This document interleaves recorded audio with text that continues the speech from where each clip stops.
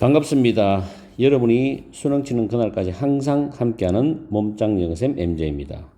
오늘은 수능 특강 영어 영역 7강의 4번 제목 지문을 가지고서 문법을 간략하게 보고 내용으로 들어갑니다. 세 번째 줄에 보시면, 첫 번째 줄에 보면 끝에 to demonstrate, 설명을 하기 위하여라고 해석하세요. 그리고 셋째 줄에도 to determine, 또 알아내기 위해서입니다. 뒤에 how절이 목적어 나오죠. 간접 의문인데. 그리고 다음 줄에는 effect란다는 것, 어떤 결과를 가져오다는 타동사인데 앞에 must be와 병렬 구조를 맞추어서 지금 이게 생략됐습니다. 앞에 must be established 되어 있기 때문에 뒤에는 생략했어요. 해석할 때 주의하고. 그 다음에 only 된 문장은 위에 정리해놨어요. only가 부사입니다. 이 뒤에 부사나 또는 전치사로 나오는 부사구나 또는 접속사 주어 동사인 부사절이 나올 때 문장 앞에 문두에 나올 때는 뒤에 주어 동사의 위치가 바뀝니다. 비동사나 조동사나 두동사나 해부동사가 먼저 가고 그 다음 주어 나오고 이어집니다. 그래서 밑에 문장에 only then will the fair exchange be realized 되죠. 그리고 다음 줄에 many pairs of shoes necessary인데 necessary 형용사입니다. 그에게 보상을 해주는데 필요한 많은 켤레의 신발이겠죠. 그리고 this is where인데 이때 this is 다음에 선행사가 where이 관계부사이기 때문에 the point 정도가 생략되었다고 생각이 돼요. 이 부분이 바로 돈이 들어오는 부분이다. 이 지점이 바로 돈이 들어오는, 돈이 등장하는, 화폐가 등장하는 지점입니다. 이렇게 선행사가 생략되고 where들이 비동사의 보호절로서 관계 부사로서 했습니다. 그리고 다음 줄 뒤쪽에 보면 make the deal just는 오형식 구조죠. just는 공정한이죠. 그리고 그 옆에 not simply는 not only but also인데 also 대신에 뒤에 as well이 있죠. not simply, not only A, but also B 구조로 보시면 돼요. 그렇게 문법으로 정리를 하고 이제 해석을 들어갑니다. 이 지문은 공정한 거래를 위한 매개체로서의 화폐에 대한 이야기입니다. 첫 줄에 보면 아리스토텔레스가 히즈죠. 아리스토텔레스의 니코마코스 윤리학이란 책에서 아리스토텔레스는 건축업자와 신발을 만드는 제화공의 사례를 이용했다. 뭐 하기 위해서? 중요한 점을 설명하기 위해서 건축업자와 제화공의 사례를 이용했다. 여기서 중요한 점이 그 다음 내용이 나오겠죠. 예를 듭니다. if는 예시죠. 건축업자가 construct는 지어준다, 건설하다죠. 제화공을 위해서 집 한 채를 지어주면 그 다음에 그 제화공은 신발을 만드는 사람이니까 신발로서 그 일에 대한 대가를 지불해야 한다는 거죠. 그러나 얼마나 많은 신발이 그 건축업자에게 지불되어질 것이냐, 지급되어질 것이냐를 알아내기 위해서는 proportional equality죠. 비례적인 균등이죠. 균등이 확립이 되어져야 돼. 그 제품들 사이에서. 그렇겠죠.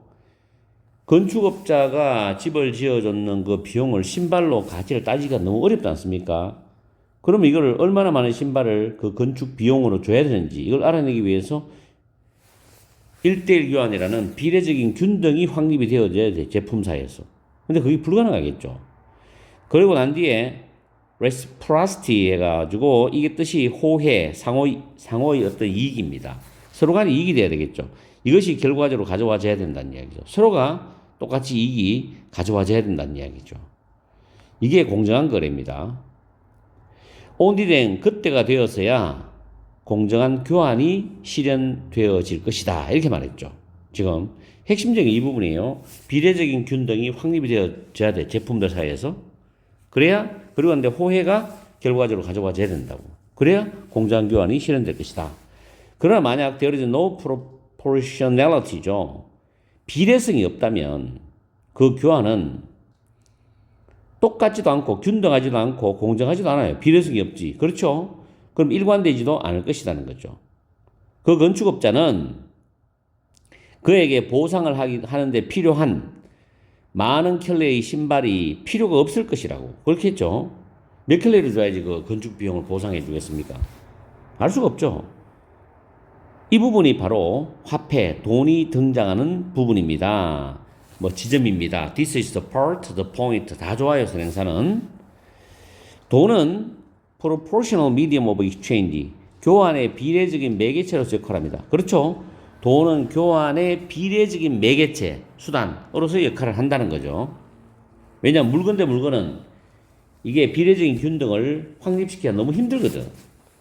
그거에 이제 교환 수단으로서 돈입니다. 화폐. in money terms는 어떤 관점, 조건인데 돈의 관점에서 말하는 돈으로 환산된 집에 대한 신발의 적절한 비례는 그 거래를 공정하게 만든다. 자, 돈으로 환산되죠. 돈의 관점에서 그 집에 대한 신발의 적절한 비례는 그 거래를 공정하게 만든다. 그것은 가격을 책정하는 방법일 뿐만 아니라 또한 행복도 만들어낼 수 있어야 된다는 거죠. 가격을 책정할 수 있는 공정한 방법도 돼야 되지만은 행복도 만들어내야 돼. 이게 바로 reciprocity야. 호혜가 결과적으로 가져오는 거죠. 그래서 돈은 act like a measure입니다. 척도처럼 작용한다는 거죠. 돈은 척도처럼 작용한다. 즉 척도와 같은 역할을 한다는 겁니다. 돈은 상품을 또는 재화를 같은 단위로 계산할 수 있도록 만들어줘요. 그리고 equalize, 균등하게 그 상품들을 For just as there is no community without exchange입니다. 교환이 없는 공동체가 없는 것과 꼭 마찬가지로 균등이 없는 교환도 없습니다. 그리고 같은 단위로 계산을 할 수 없으면 균등도 없다는 이야기죠. 그렇겠죠? 마지막 문장이. 자, 그럼 이 글의 제목은 뭐로 갈까요? 한번 봅시다. 1번, money, 돈이죠. 화폐입니다. proportional medium of fair trade. 공정한 거래의 비례적 방법, 수단. 맞죠? 왜냐하면 물건 대 물건을 이렇게 비례적으로 공정하게 계산할 수 없거든요. 그러면 그거를 이제 돈으로 환산된 그 물건에 대해서 돈으로 환산해가지고 비례적으로 계산할 수 있거든. 그래서 돈은 공정한 거래의 비례적 수단 방법이다. 이게 맞는 거예요, 1번. 두 번째, market dynamics. 시장 역학에서 가격 책정 방법에 대한 발달? 아니죠, 이거. 세 번째, exchange 교환입니다. 자, 지역의 공동체를 유지하는 데 대한 핵심으로서의 교환. 뭐 이상한 이야기죠. 네 번째, 교환할 수 있는 것으로서 노동에 관한 아리스토텔의 관점. 아니죠. 다섯 번째, 정확한 비용 추정. 현실적인 리치, 범위를 넘어서는 이상적인 거다. 이것도 아니죠. 정답은 1번입니다. 다시 한번 더 정리를 해보면은 도입 부분에서는 아리스토텔레스의 설명을 소개하는데 건축업자와 제공의 사례를 이야기하고 있죠. 그러면서 두 번째 문장에서 그 건축업자와 제공의 사례에서 건축업자가 제공의 집을 지어줘요. 그 대가로 제공이 돈을 줘야 되는, 지불해야 되는데 신발을 만드는 사람이니까 신발로 지급을 해야 되는데 도대체 몇 킬로의 신발을 줘야 되느냐 이거죠. 서로 다른 상품을 이렇게 동등하고 공정하게 교환하기 위해서는 그 상품 사이에 비례적인 균등이 설정되어야 된다고 했죠. 그래서 그 부분에서 이제 등장한 게 화폐란 말이에요. 서로 다른 어떤 재화, 신발과 집, 같은 단위, 즉 화폐, 돈으로 환산했을 때 거래를 공정하게 만들 수 있다 그랬잖아요. 그래서 화폐는 교환의 비례적 매개체고 행복까지도 만들어낼 수 있어야 된다. 이런 말이 나왔죠. 그래서 마지막에 균등과 교환의 의의는 뭐냐면 교환이 없으면 사회는 없다. 균등이 없으면 교환이 없고 같은 그 단위로 계산할 수 없다면 균등이 없다. 이런 말로 마무리하고 있습니다.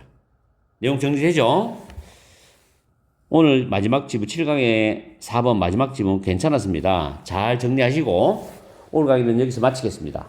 항상 여러분과 함께하는 MJ가 되겠습니다. 열공하시고 오늘 1월이죠. 행복한 밤 보내시고 다시 월요일부터 새 출발하세요. 바이.